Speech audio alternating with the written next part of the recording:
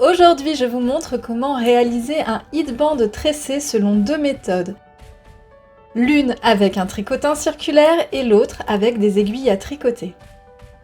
Voici quelques informations qui vous seront utiles, je vous recommande de mettre sur pause.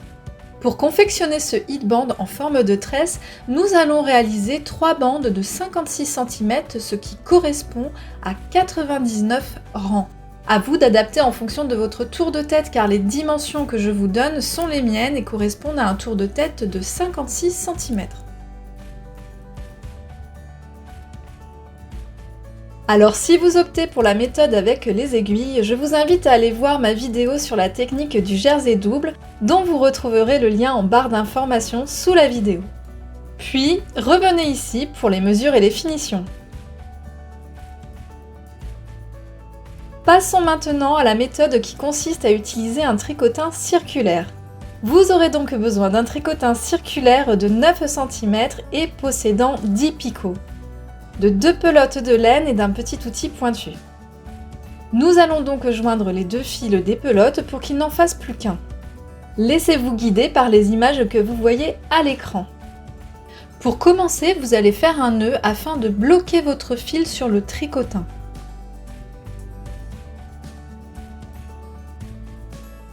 Vous pouvez partir à gauche ou à droite selon votre préférence. De mon côté, je décide de partir sur la droite. Je vais donc enrouler mon fil autour de chaque petit picot en passant par le côté intérieur de mon tricotin circulaire, c'est-à-dire derrière les picots.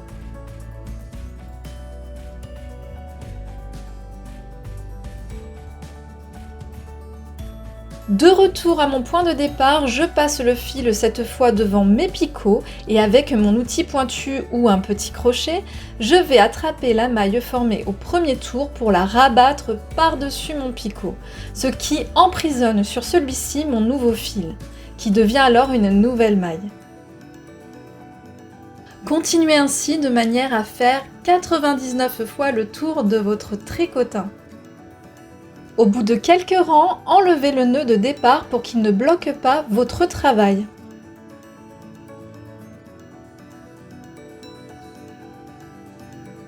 Voici l'évolution et je dois dire que l'usage d'un tricotin me semble bien plus ludique et rapide que les aiguilles à tricoter. Disons que la gestuelle me semble plus facile. Dites-moi ce que vous en pensez en commentaire. Pour retirer les mailles de mon tricotin, je me suis aidée d'une très grosse épingle à tricot. Sachez qu'il existe une autre méthode pour finir le travail proprement depuis le tricotin, et j'aurai peut-être l'occasion de vous la montrer lors d'un prochain tutoriel. Mais dans le cas présent, il me semblait superflu de faire cette étape.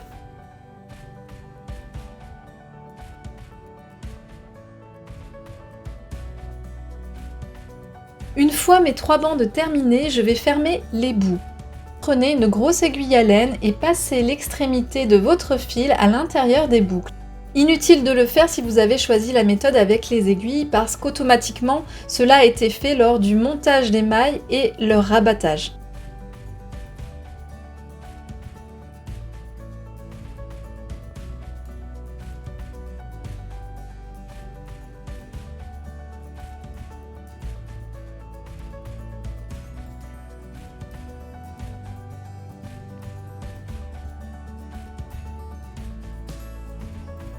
Fermez par un nœud.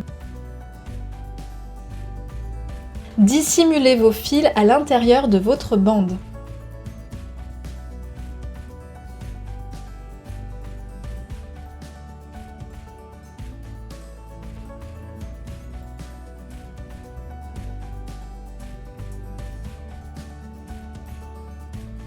Fermez également les autres extrémités de vos bandes.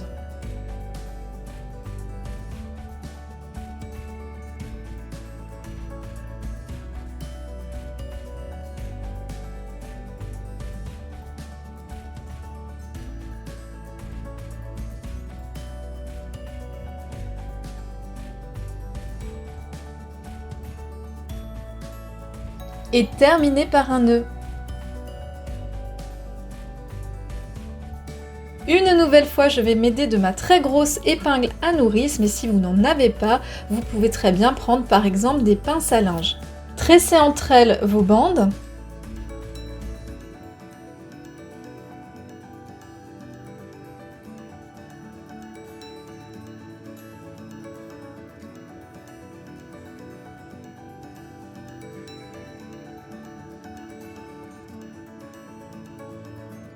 Maintenant, nous allons fermer notre projet. Alors pas de panique si vous ne vous sentez pas à l'aise en couture, vous pouvez assembler grossièrement les extrémités selon ce que je vous montre à l'écran.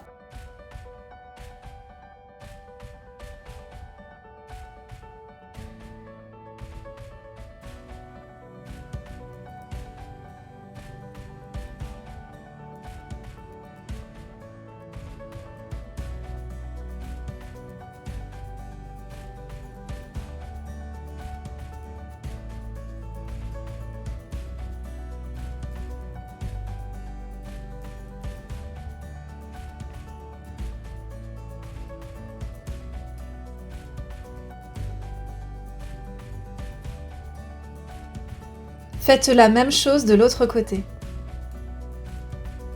Rejoignez les deux parties et venez les coudre ensemble.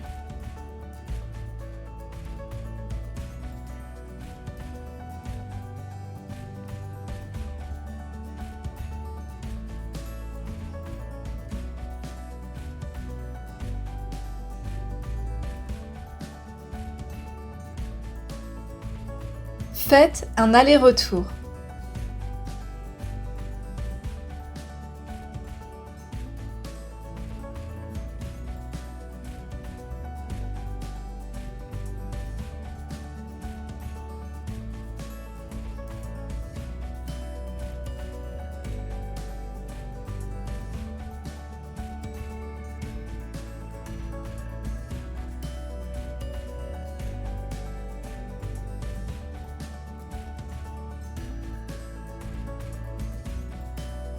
Là aussi, vous terminerez par un nœud.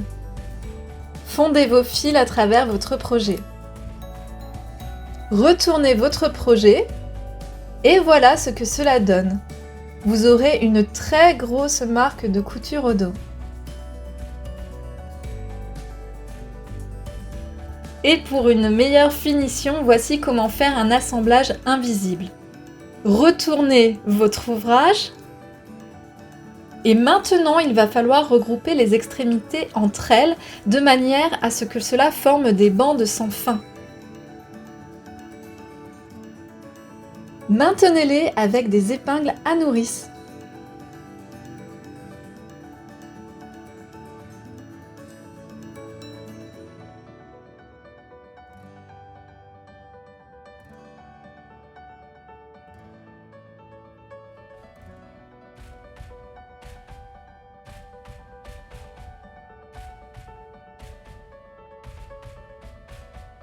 Nous allons donc coudre de manière invisible les extrémités entre elles.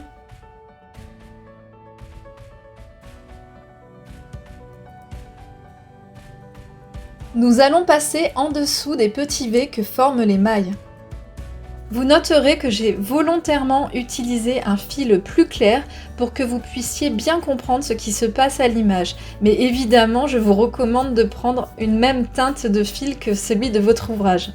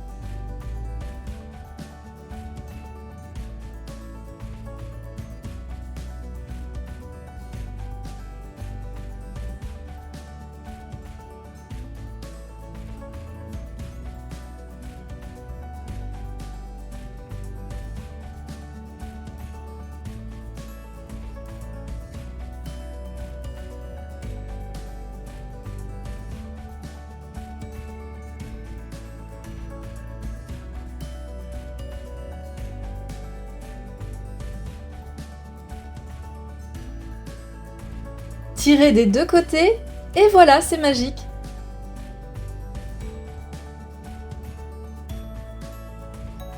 Pour finir, dissimulez tous vos petits fils en les cachant à l'intérieur de votre ouvrage.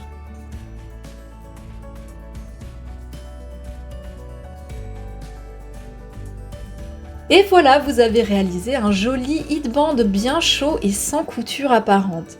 J'espère que ce tutoriel vous aura plu. Si c'est le cas, merci de me laisser un petit commentaire, ça fait toujours plaisir. Et comme toujours, merci de récompenser mon travail en vous abonnant à ma chaîne, en likant ou en partageant. En vous souhaitant une merveilleuse journée, eh bien je vous dis à la semaine prochaine.